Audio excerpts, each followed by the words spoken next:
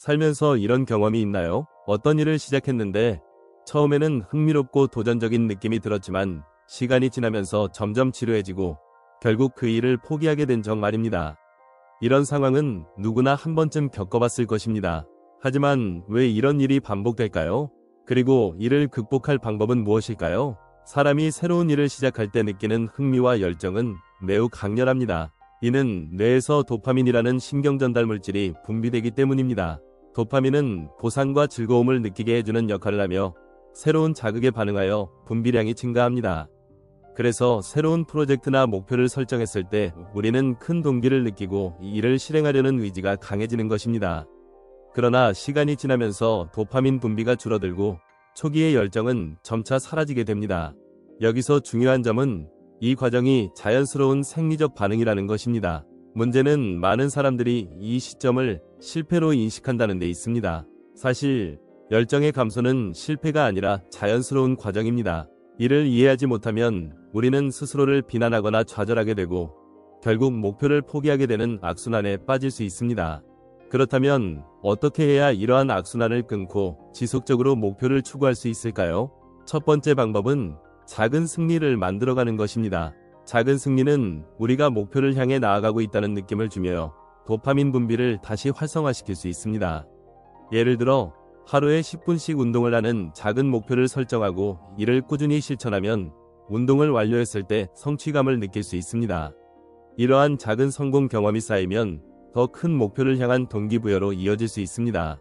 두 번째 방법은 목표의 의미를 재확인하는 것입니다. 처음 목표를 설정했을 때 그 이유와 목적을 다시 떠올려 보세요. 왜 이 일을 시작했는지, 그리고 이를 통해 얻고자 하는 것이 무엇인지 명확히 하는 과정은 동기를 유지하는 데 큰 도움이 됩니다. 예를 들어 건강을 위해 운동을 시작했다면 운동의 궁극적인 목적이 단순히 체중 감량이 아니라 건강한 삶을 위한 것임을 상기시키는 것이 중요합니다. 또한 환경적 요인을 활용하는 것도 좋은 방법입니다. 주변 환경은 우리의 행동에 큰 영향을 미칩니다. 예를 들어 책상 위에 읽고 싶은 책을 놓아두거나 운동복을 눈에 잘 띄는 곳에 두면 해당 행동을 실행할 가능성이 높아집니다.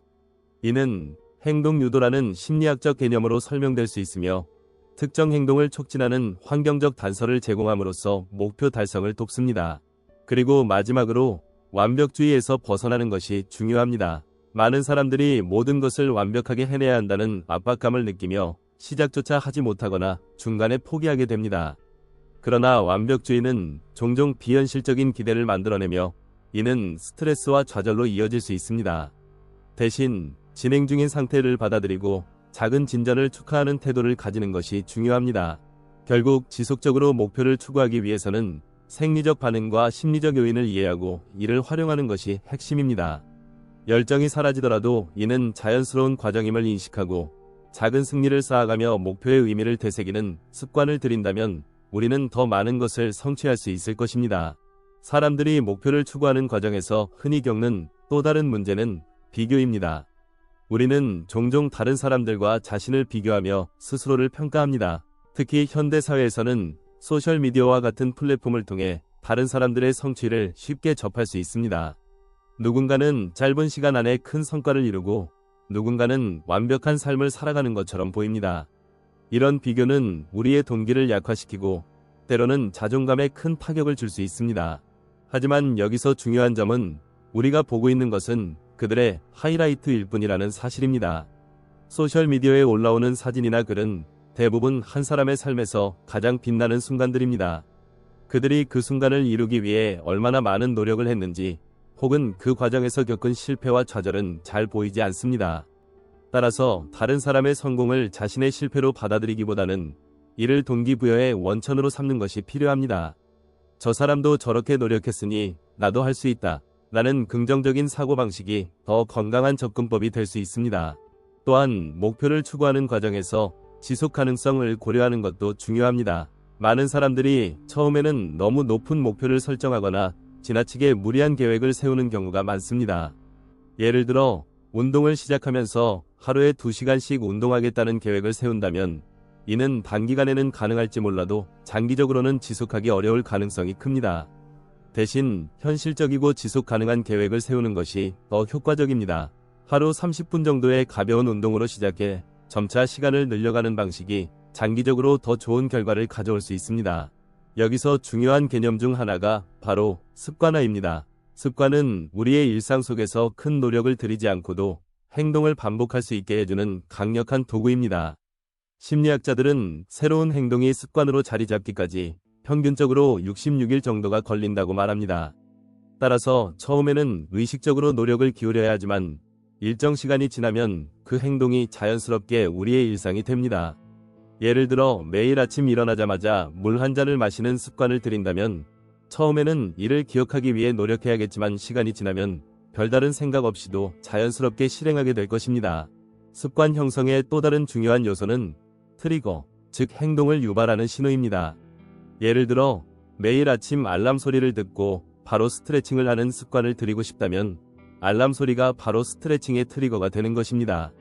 이러한 트리거를 의도적으로 설정하면 새로운 습관을 형성하는 데 큰 도움이 됩니다. 목표를 이루기 위해서는 또한 유연성이 필요합니다. 많은 사람들이 계획에 작은 차질이 생기면 이를 실패로 간주하고 완전히 포기해버리는 경우가 많습니다.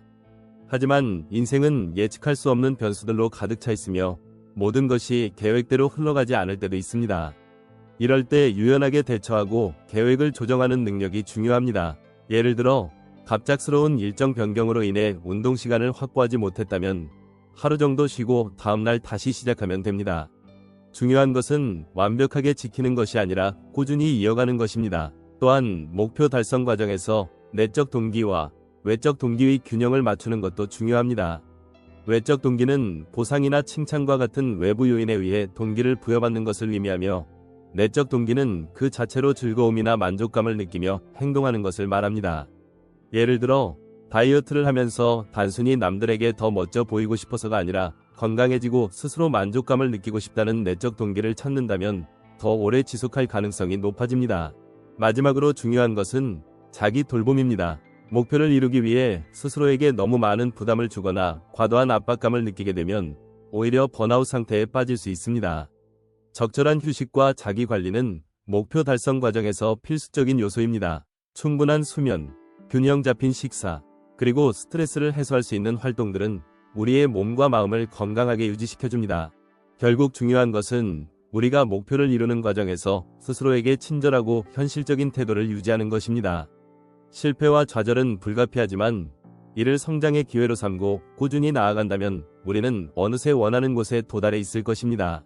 목표를 이루는 과정에서 또 하나 중요한 요소는 자기 자신에 대한 신뢰입니다. 많은 사람들이 목표를 세우고도 스스로의 능력을 의심하거나 실패에 대한 두려움 때문에 시작조차 하지 못하는 경우가 많습니다. 하지만 자기 자신에 대한 신뢰는 성공의 핵심 요소 중 하나입니다. 이는 단순히 나는 할 수 있다 고 반복적으로 말하는 긍정적 사고를 넘어서 실제로 자신의 행동을 통해 신뢰를 쌓아가는 것을 의미합니다. 자기 신뢰를 키우기 위해서는 작은 약속을 지키는 습관을 들이는 것이 중요합니다.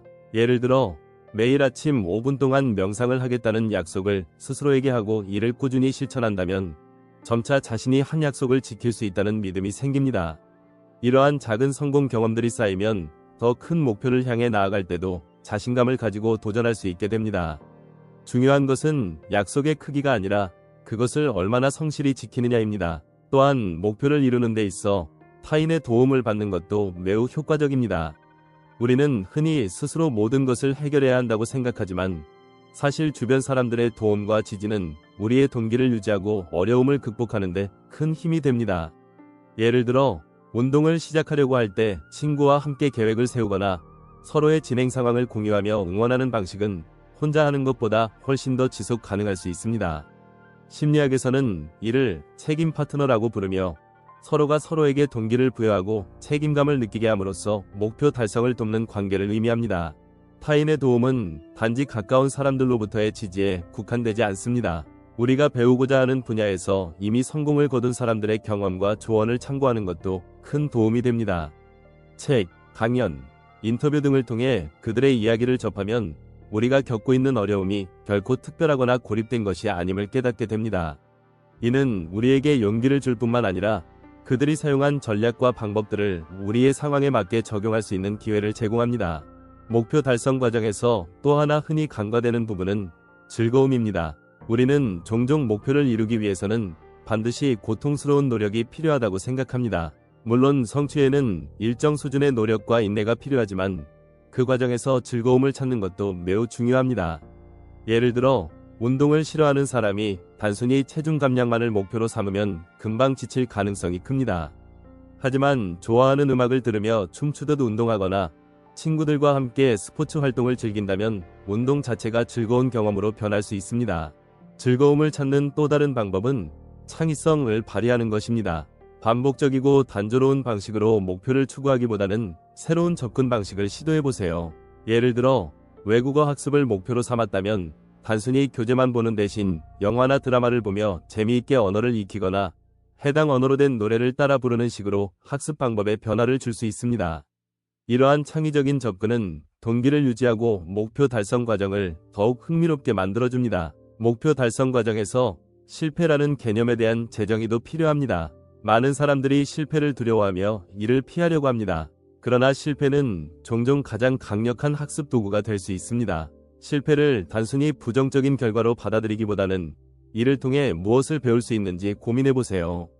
예를 들어 시험에서 떨어졌다면 단순히 좌절하기보다는 어떤 부분에서 부족했는지 분석하고 이를 보완할 계획을 세우는 것이 중요합니다. 실패는 끝이 아니라 새로운 시작점이 될 수 있다는 점을 기억하세요. 또한 우리는 목표 달성 과정에서 현재에 집중하는 법을 배워야 합니다. 많은 사람들이 미래에 대한 걱정이나 과거의 실수에 얽매여 현재 해야 할 일에 집중하지 못합니다. 하지만 진정한 변화와 성장은 바로 지금 이 순간에 이루어집니다. 하루하루 작은 행동들을 쌓아가며 지금 할 수 있는 최선을 다하는 것이 결국 큰 변화를 만들어냅니다. 목표를 이루기 위해서는 감사의 태도도 중요합니다. 우리는 종종 이미 가진 것들보다는 부족한 것들에 초점을 맞추곤 합니다. 그러나 감사의 마음은 우리의 시각을 바꾸고 긍정적인 에너지를 불러일으킵니다. 예를 들어 오늘 하루 동안 이룬 작은 성과나 주변 사람들의 도움에 대해 감사하는 시간을 가져보세요. 이는 우리의 마음가짐을 더욱 긍정적으로 만들어주며 목표 달성 과정에서도 지속적인 동기를 제공해줍니다. 결국 목표란 단순히 결과만이 중요한 것이 아닙니다. 그 과정을 통해 배우고 성장하며 스스로에게 더 나은 사람이 되어가는 여정이기도 합니다. 중요한 것은 완벽하게 해내는 것이 아니라 꾸준히 나아가는 것입니다. 우리의 삶은 마라톤과 같으며 한 걸음 한 걸음 내딛는 과정 속에서 진정한 의미와 가치를 발견할 수 있습니다.